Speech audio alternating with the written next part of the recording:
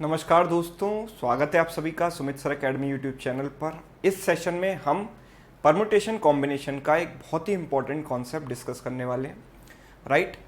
And that concept is number of integral solution of any equation and non negative integral solutions of any equation. ठीक है, तो जैसे एक example आपके सामने है, how many positive integral solutions of this equations are there. a plus B plus c बराबर है 10, तो इसके पॉजिटिव इंटीग्रल सॉल्यूशंस क्या होंगे। ठीक है, अब देखो ये कॉन्सेप्ट थोड़ा सा टफ है ना, लेकिन मैं बहुत आसान तरीके से आपको समझाने की कोशिश करूंगा और ये इंश्योर करूंगा कि एक एक बच्चे को समझ में आए, राइट। क्योंकि ये आपके देखो जैसे मेंस एग्जाम में कई बार अनएक्सपेक्टेड चीज़ें आती हैं, तो ये अनएक्सपेक्टेड चीज़ें आपके मेंस एग्जाम में आ सकती हैं, इसीलिए पढ़ना ज़रूरी है, right. So positive integral solution मुझे निकालने हैं। पॉजिटिव इंटीग्रल सॉल्यूशन का मतलब है what are positive integers starting from 1 2 3 4 and so on, these are positive integers. Zero is not there, zero positive नहीं होता है ना। तो कौन कौन सी वैल्यू हैं जो इसको सेटिस्फाई करेंगी। So if you manually try to count them, so if this is 1, this is 1, this is 8. So 1 plus 1 is 8, 1 plus 1, 2 plus 8, 10. So if this is 2, this is 3, this has to be 5. If this is 3, this is 2, this has to be 5. If this is 5, this is 3, this has to be 2. If this is 8, this is 1, this has to be 1. If this is 7, this is 2, this has to be 1. है ना, ऐसे करके आप कब तक count करते रहोगे बताइए। अगर आप मैनुअली काउंट करने बैठोगे तो कोई रास्ता ही नहीं है, आपको ऐसे केसेस बनाने पड़ेंगे। और ये तो अभी बराबर 10 है, इक्वल टू 10 वाले को करने में भी आपको 15-20 मिनट लग जाएंगे, हो सकता है उससे ज़्यादा भी लग जाए। और अगर मैं आपको दे दूं इक्वल टू 100, है ना, तो पूरा एक साल निकल जाएगा केसेस बनाते बनाते और पता भी नहीं चलेगा, इंश्योर नहीं कर पाओगे करेक्ट आंसर आया कि नहीं, कोई केस रह तो नहीं गया। सो दैट मीन्स मैनुअली हम इस चीज़ को नहीं कर सकते। तो जिस काउंटिंग को हम मैनुअली नहीं कर सकते, उसी काउंटिंग को करने के लिए परमुटेशन कॉम्बिनेशन टेक्निक होती है। पीएनसी क्या है, काउंटिंग टेक्निक्स ही तो है, राइट। तो उसका हम यहाँ पर इस्तेमाल करेंगे। सो देखो number of positive integral solutions, है ना, तो ध्यान से देखेंगे। Number of positive integral solutions of an equation, number of positive integral solutions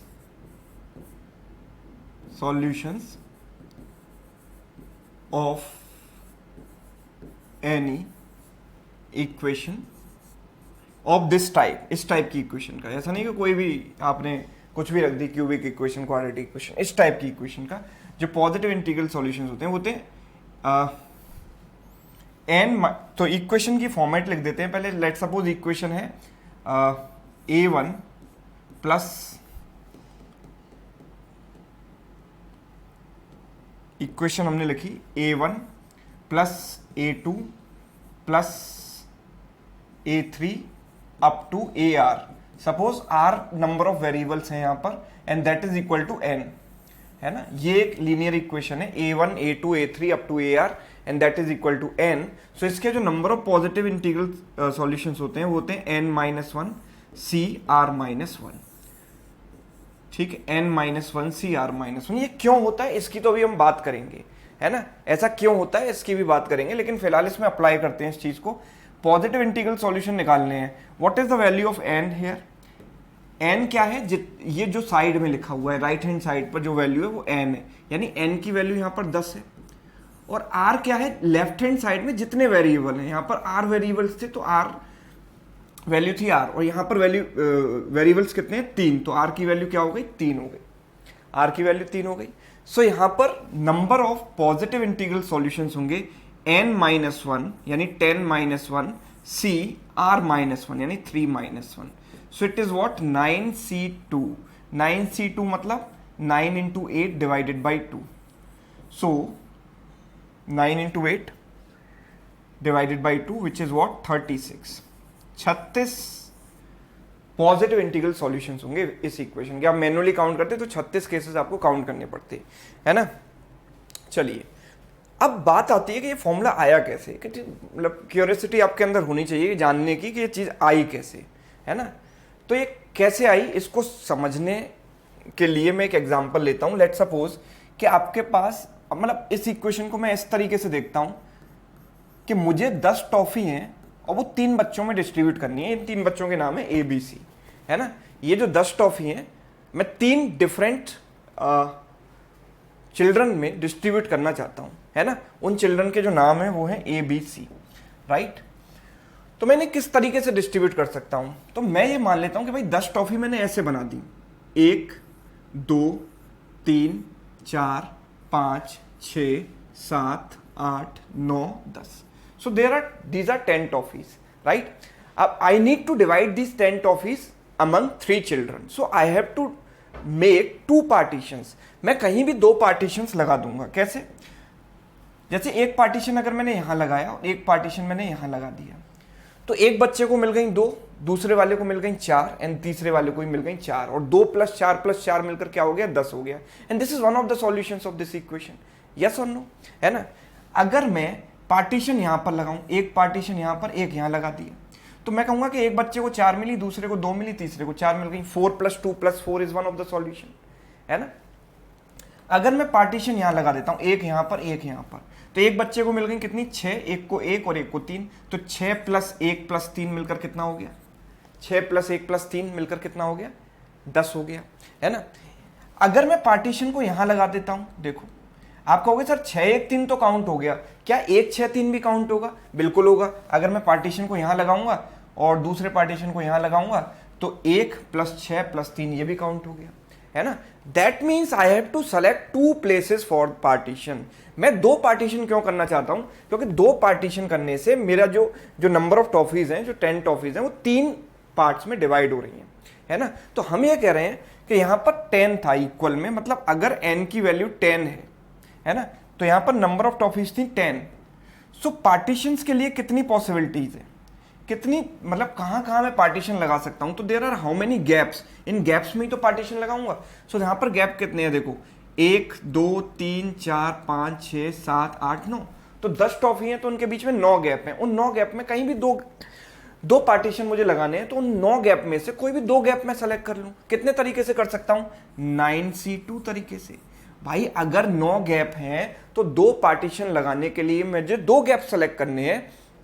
कितने तरीके से कर सकता हूं, 9C2, तो वही तो हमारा आंसर था, 9C2, यही तो था ना। तो simple concept is there, we can say कि अगर n नंबर ऑफ टॉफीज होती है ना, अगर यहां पर 10 टॉफीज हैं, है ना, तो यहां पर कितने हैं, अगर n की वैल्यू 10 है, तो यहां पर 9 पार्टीशंस पॉसिबल हैं, 9 partitions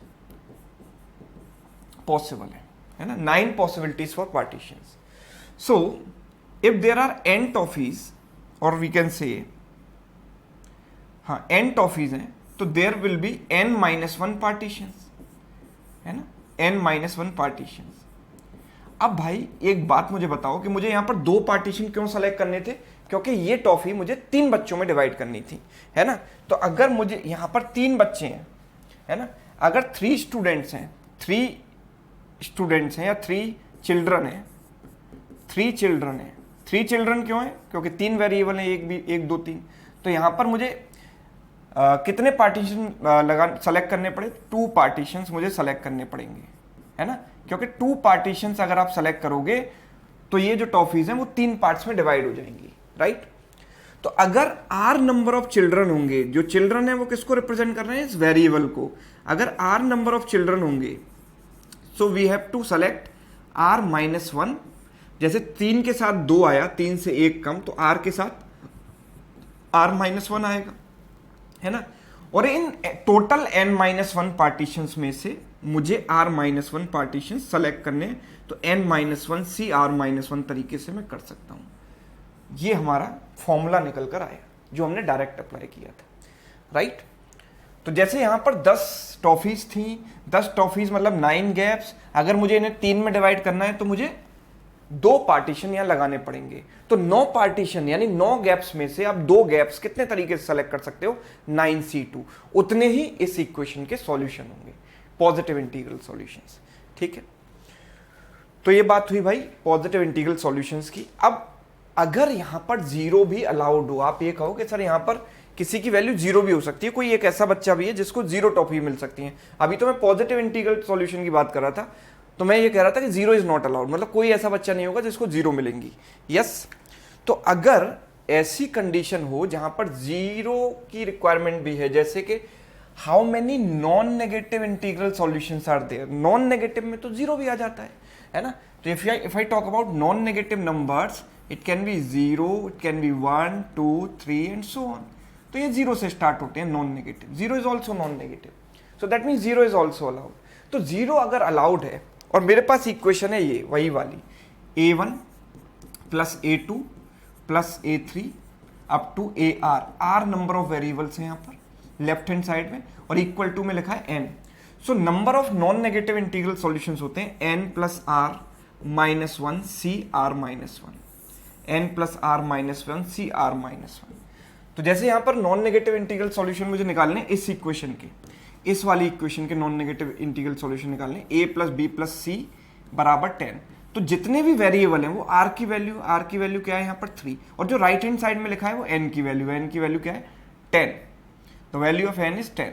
so number of non negative integral solutions would be n plus r, यानी 10 plus 3 minus 1 c r minus 1, 3 minus 1, so we can say it is 12c2, है ना, 12c2 यानी 12 इंटू 11 डिवाइडेड बाई 2 यानी 66।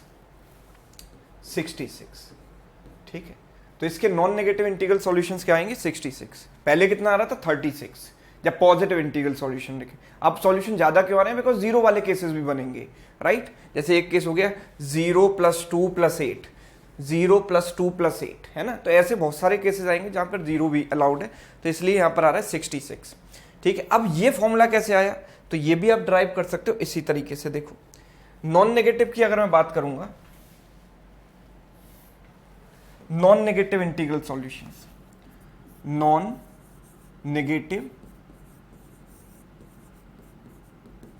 Integral solutions, ये formula कैसे आता है ये मैं बता रहा हूं, है ना। कैसे वाली बात जानना बहुत जरूरी है, क्योंकि एप्लीकेशन टफ क्वेश्चन में भी हो सकता है ना। तो जब चीजें ट्रिकी हो जाती हैं तो आपको बेसिक जो है वो बहुत काम आता है ना, तो इसलिए पता होना चाहिए। देखो सो हम ये कह रहे हैं कि हमारे पास ये इक्वेशन थी a1 plus a2 plus a3 and up to ar and that is equal to n। Yes, देखो यहां पर नॉन नेगेटिव सॉल्यूशन चाहिए, मतलब any variable can be zero also, कोई भी वेरिएबल की वैल्यू जीरो भी हो सकती है। अब मैं ये कैसे इंश्योर करूं कि वो वेरिएबल कभी जीरो ना बने, हाउ कैन आई इंश्योर कि कोई भी वेरिएबल जीरो ना हो, मिनिमम उसकी वैल्यू 1 हो जाए। तो हर वेरिएबल में आप 1 ऐड कर दो ना, अगर कोई जीरो भी होगा और उसमें आपने 1 ऐड कर दिया तो पॉजिटिव हो जाएगा, है ना, 1 हो जाएगा, राइट। तो मेरा काम है कि मैंने ये इंश्योर किया कि मैं नॉन नेगेटिव वाली चीज को पॉजिटिव इंटीग्रल सॉल्यूशन में कन्वर्ट कर दूं। तो कैसे करूंगा, सब में 1 ऐड करके। तो मैंने क्या करा कि a1 में 1 ऐड किया, इसमें भी 1 ऐड किया, इसमें भी 1 ऐड किया, और इसमें भी 1 ऐड किया। तो मैंने 1 को कितने टाइम्स ऐड किया है, r नंबर ऑफ टाइम्स, है ना। तो 1 अगर मैंने r number of times add किया है तो ओवरऑल मैंने क्या ऐड किया है, r ऐड किया है, राइट। तो राइट हैंड साइड में भी चीजों को बैलेंस करने के लिए r ऐड करना पड़ेगा, है ना, क्योंकि यहां पर 1 1 1 ऐड किया है तो r यहां पर भी ऐड करना पड़ेगा 1 1 1 1 r नंबर ऑफ टाइम्स। तो वी कैन से इस पूरे वेरिएबल को a1 प्लस 1 को मैंने क्या करा, मैंने इसको x1 नाम दे दिया, इसको नाम दे दिया मैंने x2, इसको नाम दे दिया x3, यस, इसको नाम दे दिया हमने x3 प्लस अप टू, इसको मैंने नाम दे दिया xr, yes, and right hand side में आ गया n प्लस r। ठीक, अब यहां पर मुझे क्या निकालने पड़ेंगे, पॉजिटिव इंटीग्रल सॉल्यूशन, बिकॉज यहां पर तो नॉन नेगेटिव मतलब जीरो कोई वैल्यू हो ही नहीं सकती। x1 x2 x3 में कोई भी वैल्यू जीरो नहीं हो सकती ना। क्यों नहीं हो सकती, क्योंकि ऑलरेडी हमने 1 ऐड किया हुआ है, a1 प्लस a2 a3 सब में 1 1 ऐड किया है। a1 a2 a3 की वैल्यू भले ही जीरो हो जाए, लेकिन x1 x2 x3 की वैल्यू कभी जीरो नहीं होगी। क्यों नहीं होगी, क्योंकि हमने इनमें 1 1 ऐड कर दिया है, तो मिनिमम वैल्यू वुड बी 1। तो अगर यहां पर मिनिमम वैल्यू 1 है, that means we are talking about positive integral solutions of this equation, जो कि कितने होंगे, यहां पर n की जगह क्या हो गया, n प्लस r, तो n plus r minus 1 c, यहां पर कितने वेरिएबल है, r माइनस 1। तो इस वाली इक्वेशन की जो ओरिजिनल इक्वेशन थी उसके नॉन नेगेटिव इंटीग्रल सॉल्यूशन उतने होंगे जितने के इस इक्वेशन के पॉजिटिव इंटीग्रल सॉल्यूशंस हैं, right? So that's how this formula came, n plus are minus one c are minus one. ठीक है, जैसे ये सवाल हमने किया, आगे बढ़ते हैं। इन हाउ मेनी वेज, तो सवाल देखो एग्जाम में इस तरीके से पूछा जाता है, डायरेक्टली इक्वेशन ना देकर वो इस तरीके से पूछता है ना, कि इक्वेशन बनाने का काम भी आप खुद ही कर लो। In how many ways can you divide 15 marbles among 3 boys where a boy may not get a marble, किसी बॉय को 0 भी मिल सकते हैं, कोई दिक्कत नहीं है ना। सो वी कैन से इस हमारी जो अप्रोच रहेगी इस सवाल में वो ऐसी रहेगी कि 3 बच्चों के मैंने नाम दे दिए ए बी सी, एक को मिले ए मार्बल्स, बी को नाम नहीं, मतलब इनको, इसको मिली है ए नंबर ऑफ मार्बल्स, इसको बी और इसको सी, और टोटल मिली है 15। Now any boy may not get a marble, मतलब 0 is also allowed, and if 0 is also allowed, that means the question is talking about non-negative integral solutions, है ना। तो non negative integral solutions इसके कितने होंगे, यहाँ पर n की वैल्यू लिखिए 15, r की वैल्यू लिखिए कितनी है 3, बिकॉज 3 वेरिएबल यहाँ पर है। तो नॉन नेगेटिव इंटीग्रल सॉल्यूशंस होते हैं n plus are minus one c are minus one. So n plus are मतलब 15 plus 3 minus one c 3 minus one, so that means it is 17c2, which is 17 into 16 divided by 2, which is the required answer. Got it? इस type का सवाल आप देखो 5 second में solve हो जाएगा, if you know this approach, if you know this formula, right? Now अगला सवाल वही है, पर यहां पर कंडीशन चेंज कर दी। In how many ways can you divide 15 marbles among 3 boys such that each boy must get at least 1 marbles, हर किसी को एक एक तो मिलनी ही चाहिए। तो a plus B plus c is 15 and minimum value is 1, that means they are talking about positive integral solutions, 0 is not allowed. तो पॉजिटिव इंटीग्रल सॉल्यूशन क्या होते हैं, n की वैल्यू अगेन 15, r की वैल्यू क्या है, जितने वेरिएबल हैं 3, so n minus one c are minus one, यहां पर ये लगेगा बिकॉज पॉजिटिव इंटीग्रल सॉल्यूशंस की बात हो रही है। तो 15 minus one is 14 and 3 minus one is 2, 14c2 is right answer for this question. ठीक है, अब थोड़ा सा ट्रिकी बनाते हैं चीजों को, और देखिए आगे। अब सवाल थोड़ा सा ट्रिकी हो गया है ना। सवाल है in how many ways can you divide at most 10 marbles among 3 boys each gets at least 1। तो यहां पर मार्बल्स हैं हमारे पास 10 नहीं है, 10 भी हो सकती हैं, 9 भी हो सकती हैं, 8 भी हो सकती हैं, 7 भी हो सकती हैं। सो बहुत सारे केसेस बनेंगे। आप 10 वाला केस अलग बनाओगे, 9 वाला अलग, 8 वाला अलग, 7 वाला अलग, ऐसे करोगे तो हो गया काम, एक ही क्वेश्चन सॉल्व करने में पूरा एग्जाम ओवर हो जाएगा। देखो कैसे करना है, ध्यान से समझिएगा। हम ये कह रहे हैं 3 बॉयज हैं, तो 3 बॉयज के नाम मैंने दिए a b and c. At most 1 यानी कि ज्यादा से ज्यादा, एटमोस्ट 10 मतलब ज्यादा से ज्यादा 10। तो एटमोस्ट 10 का मतलब होता है maximum 10, that means less than और इक्वल टू 10। यस, 10 या 10 से कम। भाई किसी भी चीज की वैल्यू अधिकतम 10 हो सकती है, यानी 10 से ऊपर तो जाएगी नहीं, अधिकतम वैल्यू 10 है, 10 से ऊपर नहीं जाएगी, 10 या उससे कम हो सकती है। That means this has to be less than और इक्वल टू 10। ठीक है, अब मुझे एक बात आप यहां पर बताइए, यहां पर देखो each boy must get at least 1, यानी ए बी सी की जो लीस्ट वैल्यू है वो 1 होनी चाहिए। अगर मैं यहां पर 10 से जितना कम है, भाई जैसे अगर कोई वैल्यू 9 है तो उसको 10 बनाने के लिए मैं एक ऐड करूंगा, अगर कोई वैल्यू 8 है उसको 10 बनाने के लिए 2 ऐड करूंगा, अगर कोई वैल्यू 6 है तो उसको 10 बनाने के लिए 4 ऐड करूंगा।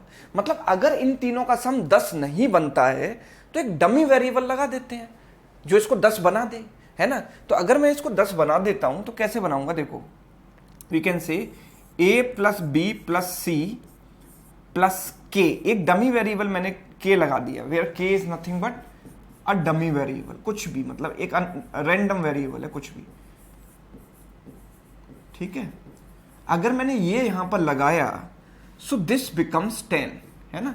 जो 10 नहीं था वो भी 10 हो गया। लेकिन अब ध्यान से समझिएगा बात को, ए बी सी की वैल्यू तो मिनिमम 1 होगी, है ना, क्योंकि हर बच्चे को एक या एक से ज्यादा मार्बल मिलने चाहिए। लेकिन के की वैल्यू तो 0 भी हो सकती है, क्योंकि अगर के की वैल्यू में 0 रख देता हूं तो a plus B plus c बराबर 10 हो जाएगा, which was also possible. Yes, आप बात को समझ पा रहे हैं भाई। अगर मैं ये कहता हूं कि k की वैल्यू अगर 0 रख दी, k की वैल्यू 0 रखने पर a plus B plus c बराबर 10 हो जाएगा, which is also allowed because a B c can be 10 also. 10 या 10 से कम होना चाहिए ना, तो 10 भी हो सकता है। तो मतलब k की लीस्ट वैल्यू 0 है और ABC की लीस्ट वैल्यू क्या है 1। तो अब मैं यहाँ पर पॉजिटिव इंटीग्रल सॉल्यूशन निकालूं या नॉन नेगेटिव निकालूं, so there is a confusion, right. तो हमें क्या करना चाहिए, यहाँ पर दो अलग अलग केसेस मुझे बनाने हैं। कैसे दो अलग अलग केसेस बनाने हैं? So a plus B plus C plus k, a plus B plus C plus k बराबर मैंने 10 लिया, है ना। तो पहला केस मैंने ये बनाया, देखो यहां पर मैंने एक काम किया, पहले यहीं से दो केस बना लेते हैं। तो केस 1 कि a plus B plus c less than 10 है, और case 2 is a plus B plus c equal to 10 है, राइट। यहां पर बोथ पॉसिबिलिटीज आर देयर ना, either it is less than 10 और इक्वल टू 10, है ना। तो इक्वल टू वाले में ही तो कंफ्यूजन हो रही थी, बिकॉज अगर ये 10 होता मतलब k की वैल्यू 0 हो सकती है। दैट्स वाई हमने दोनों केसेस को सेपरेट कर लिया। तो हुआ क्या कि यहां पर हो गया एक डमी वेरिएबल मैंने ऐड कर दिया, a plus B plus C plus k, और k ऐड करने पर ये 10 के बराबर हो गया, है ना। ये जो 10 नहीं था वो 10 के बराबर हो गया, और यहां पर ऐसा का ऐसे ही रहने दिया। सो अब मुझे बताओ कि a की जो वैल्यू है यहां पर ग्रेटर देन इक्वल टू 1 होनी चाहिए, b की भी ग्रेटर देन इक्वल टू 1 होनी चाहिए, c की भी ग्रेटर देन इक्वल टू 1 होनी चाहिए। अब k की वैल्यू 0 नहीं हो सकती, 1 होनी चाहिए मिनिमम। वाई? बिकॉज बेटा अगर k की वैल्यू 0 हो गई तो a प्लस बी प्लस सी 10 के बराबर हो जाएगा, तो ये कंडीशन कॉन्ट्राडिक्ट कर जाएगी। लेस देन 10 है, a प्लस बी श्योर है कि लेस देन 10 है, तो k has to be at least 1, क्योंकि कम से कम अगर 10 से छोटा है तो कम से कम एक तो छोटा होगा ना उससे। अगर एक छोटा होगा तो जो मुझे ऐड करना है वो कम से कम 1 तो होगा, यस और नो।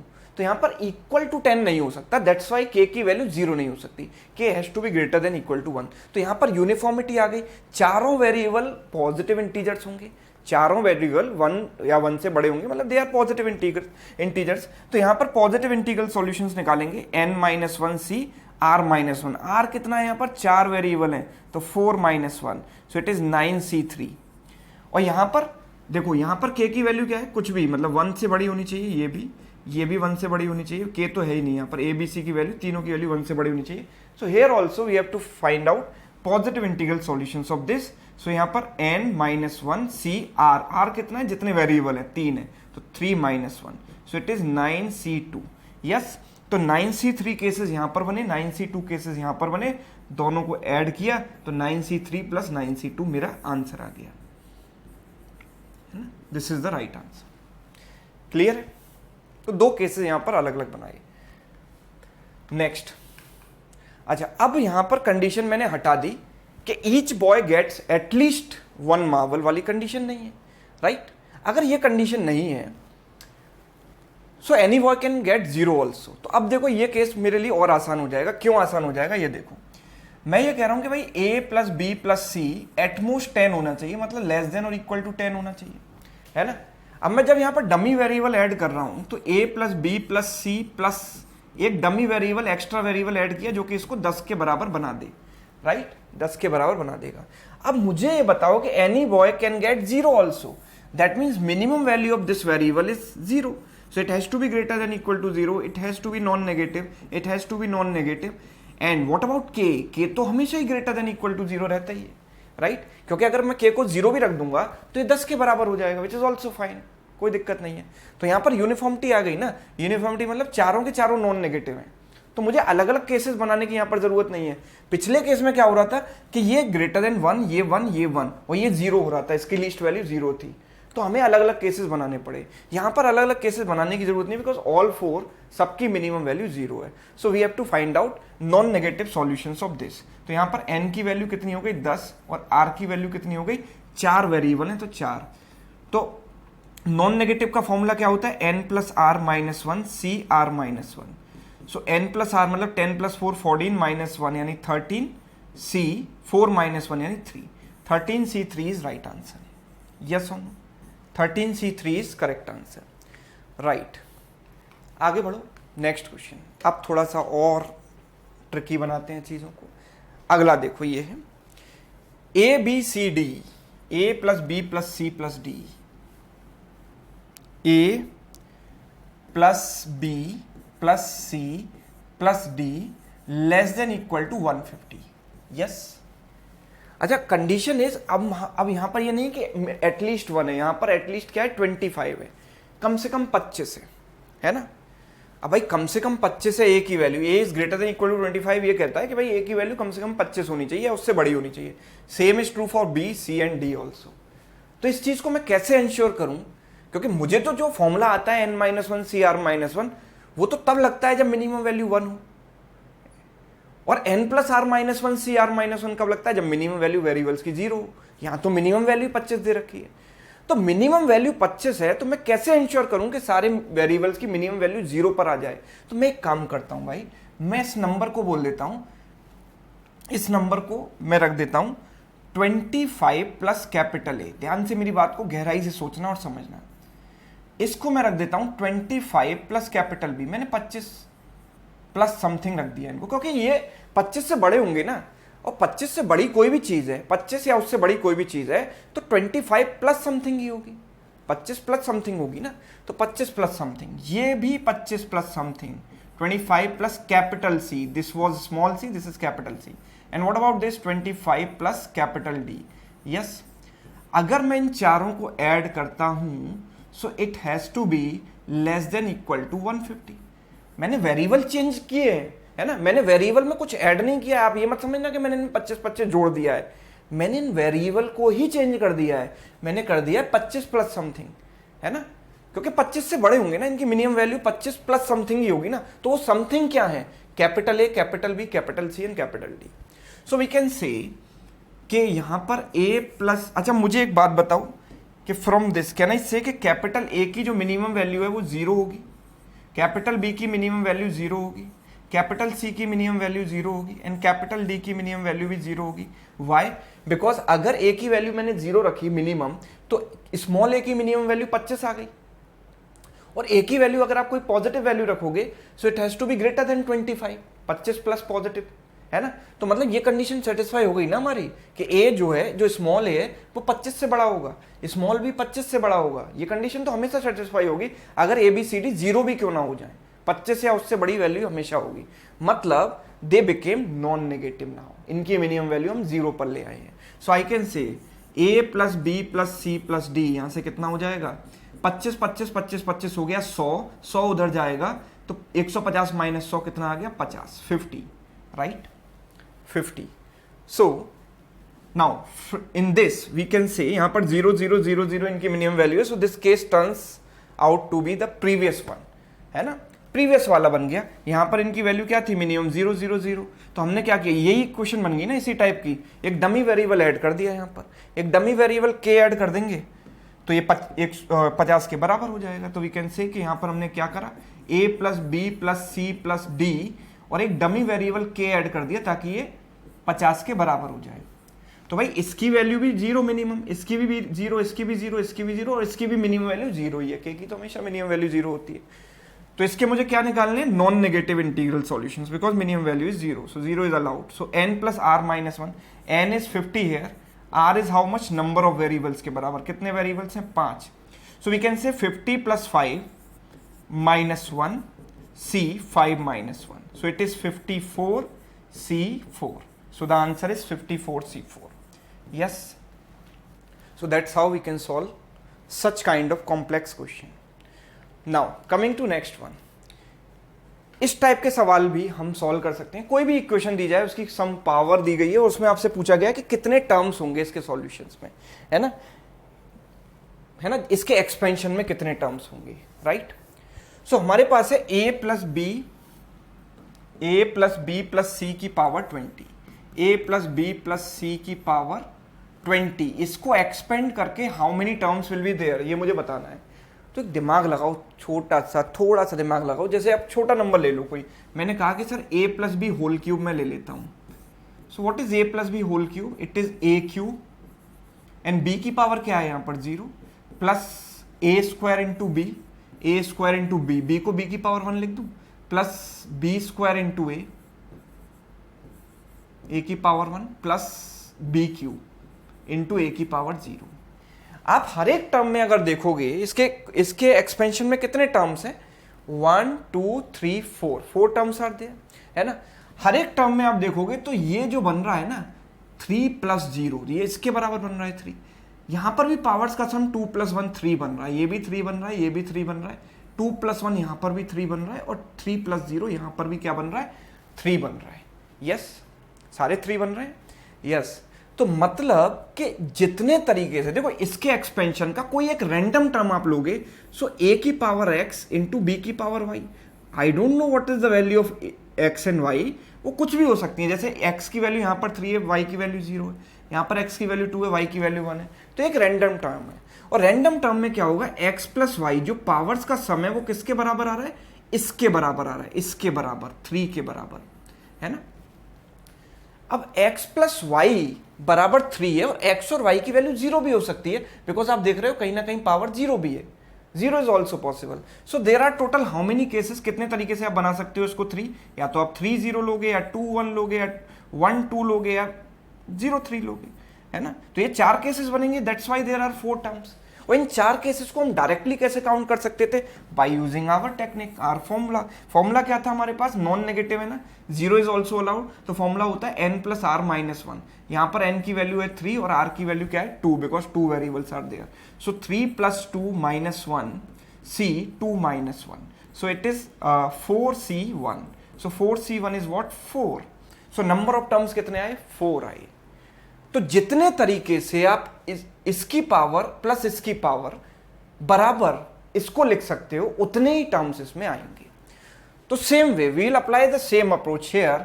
यहां पर कोई भी रैंडम टर्म है, any random term would be a की पावर x, इसके एक्सपेंशन में कोई भी रैंडम टर्म ये आएगा c की पावर z, राइट। तो हर टर्म में x plus Y plus Z बराबर क्या होगा, जो कि इसकी पावर है। जैसे यहां पर पावर 3 थी तो यहां 3 लिखा, यहां पर पावर क्या है 20। तो जितने तरीके से हम x y z को 20 बना सकते हैं, उतने ही टर्म्स इसके एक्सपेंशन में आएंगे। सो कितने आएंगे, हमने कहा कि भाई ये है 20, n की वैल्यू है 20 है, और r की वैल्यू क्या है, number of terms on this side is 3। So 20 + 3 - 1, non-negative solutions would be this 3 - 1. So it is 22c2. Yes, answer is 22c2, जिसको हम सॉल्व कर सकते हैं 20 × 21/2, है ना, 22 × 21/2, ठीक है, 231। ओके, तो ऐसे आप किसी भी टर्म में नंबर ऑफ टर्म्स, किसी भी एक्सपेंशन में नंबर ऑफ टर्म्स निकाल सकते हो। जैसे कि एक एग्जांपल मैं लेता हूँ, जैसे मैंने बोला कि भाई a + b + या 2c + 2d की पावर 6, इसमें नंबर ऑफ टर्म्स क्या होंगे। तो इनके कोफिशिएंट से कोई फर्क नहीं पड़ता, क्योंकि कोफिशिएंट से पावर का कोई लेना देना नहीं है, कोफिशिएंट कुछ भी हो डजंट मैटर। इसके एक्सपेंशन में आपको टर्म्स निकालने हैं, तो देखो सीधे सीधे हम n की वैल्यू क्या लेते हैं, जो 20 है ना, n की वैल्यू हमने क्या आई, जो 20 थी, जो पावर थी, तो n की वैल्यू यहां पर क्या हो गई 6 हो गई। और r की वैल्यू क्या लेते हैं, जितने यहाँ पर टर्म्स हैं 1 2 3, है ना, तो जितने टर्म्स हैं उतनी तो पावर आएंगी। तो टर्म्स कितने यहाँ पर 1 2 3 4, तो r की वैल्यू यहाँ पर हो गई 4, और सीधे आपको लगाना है n + r - 1 c r - 1। Answer is what 9c3, खत्म कहानी। यस, तो n की वैल्यू ले लो ये जो पावर लगी हुई है, और r की वैल्यू जितने वेरिएबल है वो, बस, और लगा दो n + r - 1 c r - 1। So you can count number of terms. तो ये किसका एप्लीकेशन हुआ। अगला एप्लीकेशन यहां पर ये देखो, यू रोल 4 डाइस, आपने 4 पासे फेंके, इन how many ways can you have total of 19, 19 कितने तरीके से आ सकता है। सो वी कैन से कि हमने 4 पासे अगर फेंके हैं, तो एक का आउटकम है ए, दूसरे का आउटकम है बी, तीसरे का आउटकम है सी, चौथे का आउटकम है डी, और बराबर हो गया 19, है ना। तो आप कहोगे सर 0 तो आता नहीं है डाइस में, कोई दिक्कत नहीं है। आपने कहा कि सर पॉजिटिव इंटीग्रल सॉल्यूशन निकाल लेते हैं, 19 - 1 c 4 - 1, और आप कहोगे चलो बहुत आसानी से सॉल्व हो गया, पर ये गलत है। Why it is wrong, because इसमें एक सॉल्यूशन ये भी काउंट हो गया कि सपोज ये हमने लिया 16, इसको लिया 1, इसको लिया 1, इसको लिया 1, पर क्या डाइस पर 16 पॉसिबल है। एक पासा आपने लूडो खेलते हो आप, तो पासे पर कितने होते हैं, 1 से लेकर 6 तक ही तो होते हैं। तो यहाँ पर तो सारे काउंट हो गए, 15 वाला भी, 16 वाला भी, 7 वाला भी, 8 वाला भी, है ना, which is not possible, right. So we can not simply find the positive integral solutions of this, है ना, क्योंकि उसमें तो वो भी काउंट हो जाएंगे जो कि बड़े हैं 6 से, है ना, लेकिन 6 से बड़ा तो हमें नंबर लेना ही नहीं है ना। तो इस टाइप के सवाल में हमें अप्रोच कैसे लगानी है, देखो बहुत ही बढ़िया सा लॉजिक यहाँ पर लगा सकते हैं। मैं ये कह रहा हूँ कि अगर डाइस पर ए आया तो क्या नहीं आया, आप मुझे बताओ।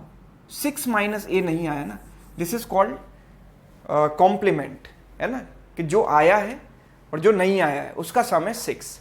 जैसे मैंने कहा कि आपने पासा फेंका 5 आया, तो क्या नहीं आया, 1 नहीं आया ना, तो 1 को मैं क्या लिख सकता हूँ, 6 माइनस 5 लिख सकता हूँ।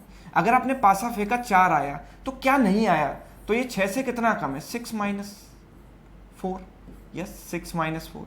आपने 1 आया आपका, तो 1 जो है, तो क्या नहीं आया, 6 नहीं आया, सॉरी 5 नहीं आया, तो 5 नहीं आया, मतलब 6 से कितना कम रह गया, it is how much short than 6, तो वो आप देखिए 6 माइनस 1, राइट।